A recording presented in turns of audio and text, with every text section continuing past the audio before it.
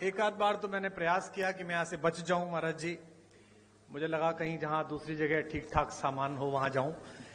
तो उसमें फिर जब इनकी नहीं चलती तो ये महाराज जी का नाम ले देते कि महाराज जी आएंगे, देख लीजिए आप। तो फिर मुझे लगता है कि महाराज जी का शासन है, सम्मान से बुला रहे हैं चले जाओ, वरना सम्मान से भी बुला ही सकते हैं।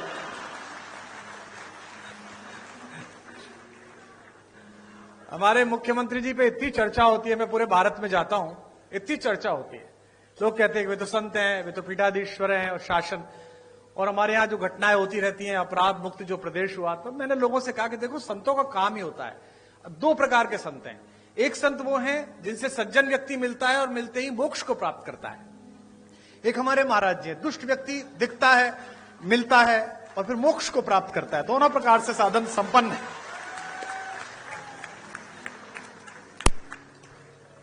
और आवश्यक भी है, क्या करें, देश ऐसी स्थिति में आ गया है। पहले डॉक्टर्स RX लिखते थे, वो RDX लिखने लगे हैं, क्या करेंगे आप। ऐसे समय में तो बहुत आवश्यक है। आदरणीय रक्षा मंत्री जी ने बड़ा उल्लेख किया। मेरा सौभाग्य रहा कि अटल जी की कृपा, उनका स्नेह मुझ पर भी रहा और वो लगातार अपने घर पर एक गोष्ठी करते थे, जिसमें रक्षा मंत्री जी की उपस्थिति होती थी, आदरणीय दिनेश भैया की उपस्थिति होती थी।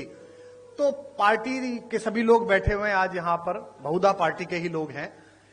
तो दो प्रकार, तीन प्रकार की पीढ़ियां पार्टी में आ गई हैं। अटल जी की पीढ़ी थी जिसमें आदरणीय अडवाणी जी, जोशी जी, वो एक पीढ़ी थी। फिर आदरणीय रक्षा मंत्री जी की, प्रधानमंत्री जी की एक पीढ़ी आई। अब एक तीसरी पीढ़ी हमारे यशस्वी मुख्यमंत्री जी की, देवेंद्र फडणवीस जी की। तीन पीढ़ियां लगातार काम कर रही हैं और तीनों के दृष्टिकोण में अंतर है।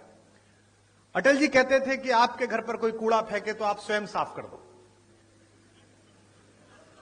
मोदी जी की, राजनाथ जी की पीढ़ी कहती है कि आपके घर पे कूड़ा फेंके तो आप उससे ही साफ कराओ। और मुख्यमंत्री जी की पीढ़ी कहती है कि आपके घर पर कोई कूड़ा फेंके तो आप कूड़े को भी साफ करो।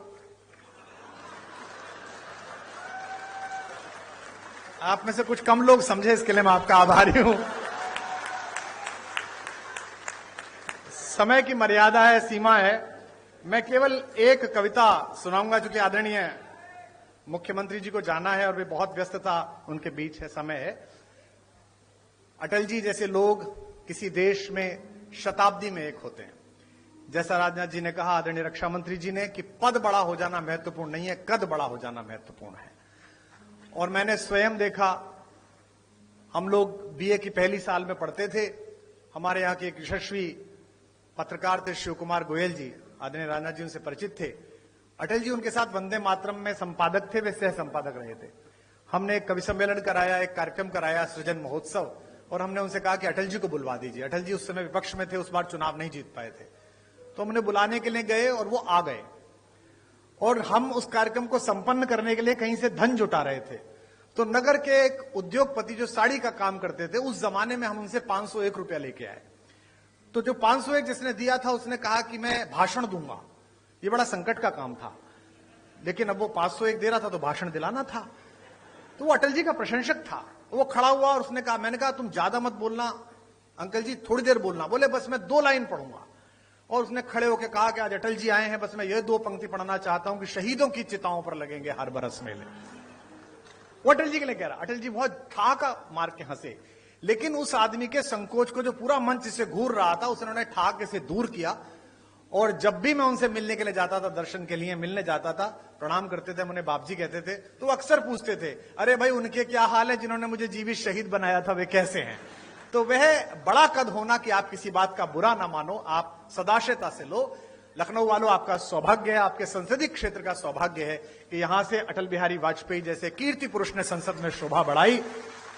और आज मुझे अपनी तालियों के बीच यह कहने की अनुमति भी दें कि अगर एक राजनीतिक विचार का विश्वविद्यालय है अटल बिहारी वाजपेयी, तो इस समय भारतीय राजनीति में उनके सच्चे प्रतिनिधि आपके इस समय के सांसद हैं, जो उसके कुलपति हो सकते हैं, जो आदरणीय रक्षा मंत्री जी हैं। मैं एक कविता सुनाकर अपना स्थान लूंगा। आप बहुत दूर से आए हैं, मैं क्या करूं, घर जाऊं तुम्हारे? हाँ?